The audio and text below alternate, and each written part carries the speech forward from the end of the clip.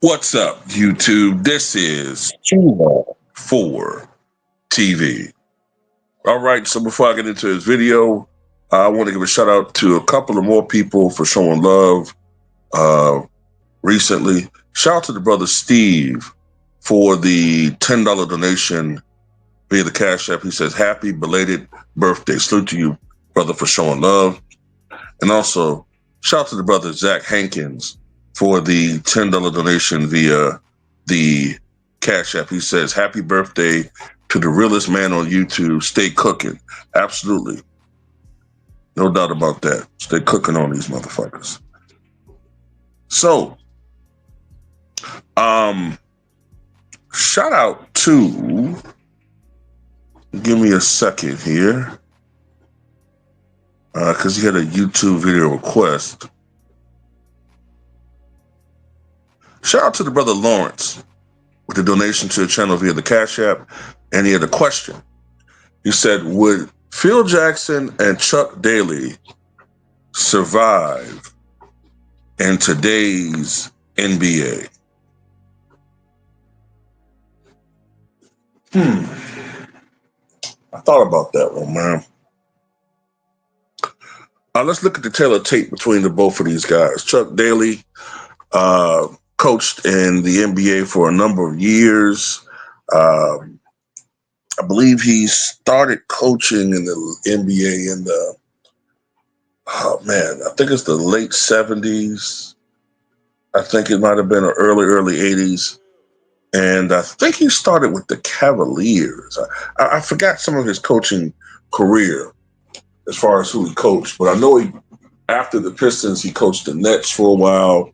I think the final team that he coached in his career was Orlando, but he's best known for his stint with the Detroit Pistons. His overall coaching record, 638, 437 for 59.3% win percentage.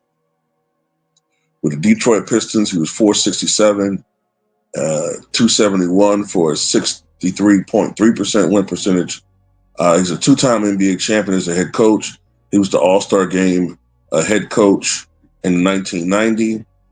He's a top 10 and top 15 all-time coach. And his number, which is represented by number 2, retired with the Detroit Pistons. Unfortunately, we lost Chuck Daly to cancer back in, I believe it was May of 2009. He was 78 years old. Phil Jackson is still with us. Phil Jackson is, to many, the greatest coach of all time, 11-time NBA champion, most championships ever won by a head coach by far.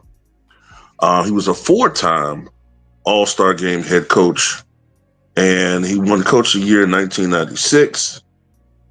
He's a top 10 and top 15 all-time coach.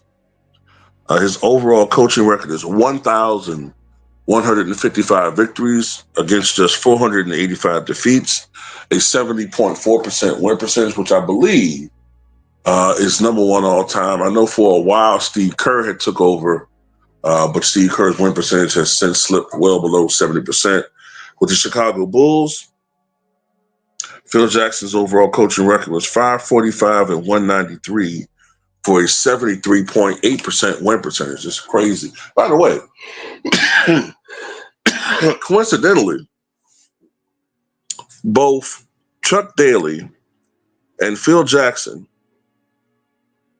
coached 738 games with the teams which they are still most identified with. Chuck Daly with the Pistons and Phil Jackson with the Bulls. Now, I understand a lot of people identify Phil Jackson with the Lakers too, but I still think he's more identified with the Chicago Bulls. Now, to get to your question, do I see them coaching today?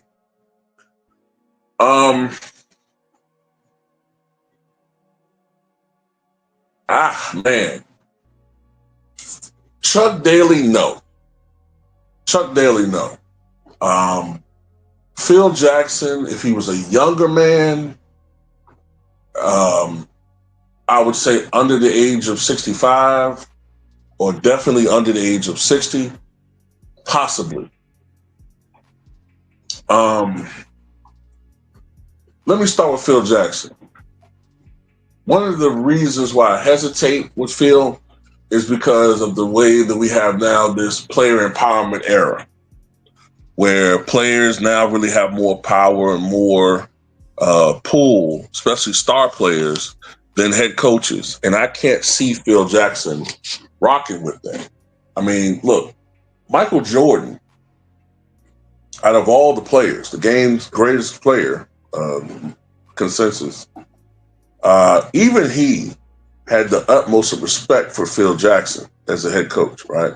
So if you're Phil Jackson, then of course you're going to have some level of ego. I mean, you just are, right? When you've won that many times and you get credited with certain things, right? I can't see Phil Jackson kissing the ass of a De'Aaron Fox just to get along with him. I can't see him. And we've already heard certain comments from Phil Jackson regarding the game today, the way the game is played. I don't see him being able to run a traditional triangle offense today, just because of the way the game is played today. I can see him making adaptations to the triangle, because generally speaking, the triangle, you tend to see more, if anything, post play and mid range jump shots in the triangle. Even as late as 2010 with the Lakers, when he won his last title, I think the Lakers only attempted 17, 18 threes a night. So he would have to make some adjustments to it, you know what I'm saying? Kind of like how the Spurs was playing a variation of the triangle in the mid 2010s. They was kicking LeBron James' ass in the finals.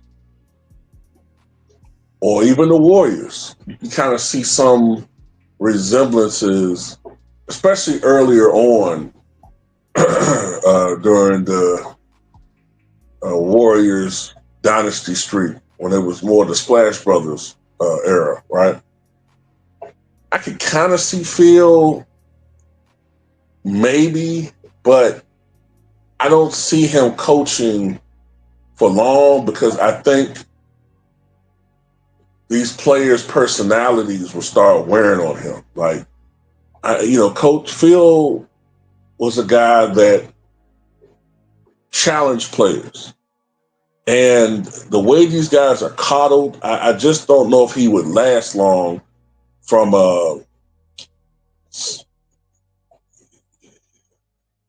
from a psychological standpoint. Chuck Daly, no, because, and that's just because of the way the game is played. I mean, Chuck Daly was a guy that felt like basketball should be played the way it was traditionally played.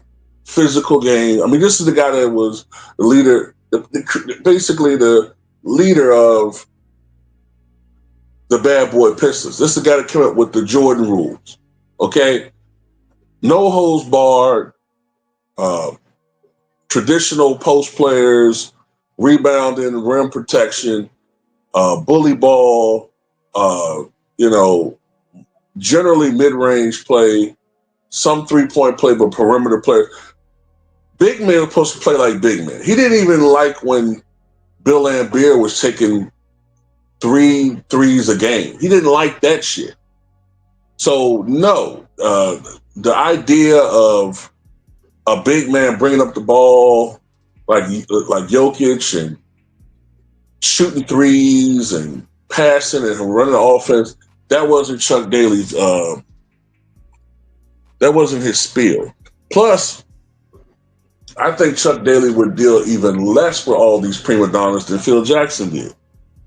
So, from coaching, philosophy-wise, and personality-wise, I think Chuck Daly wouldn't fit in today's era. Chuck, just not at all. Phil Jackson, he might be able to adapt a little bit better, but I don't see him coaching for 20-something years. I just don't see it. Maybe I'm wrong, but not dealing with these clowns today. Nope.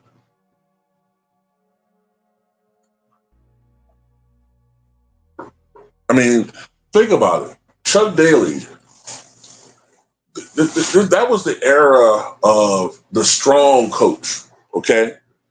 That was the era when coaches actually were respected by the players. Um, Chuck Daly had to deal with personalities like Dennis Rodman, uh, Isaiah Thomas. You know, he had to deal with John Spider Sally. He had to deal with Mark Aguirre and Adrian Dantley and Bill Lambier, Rick Mahorn when he was there. You know what I'm saying? He had to deal with some strong personalities. Phil Jackson had to deal with the ego of Michael Jordan, Scottie Pippen. Later on, Dennis Rodman. You know, he had to deal with Shaq and Kobe and that shit. You know what I'm saying? You can't be, you know, and he had a calming influence on those guys.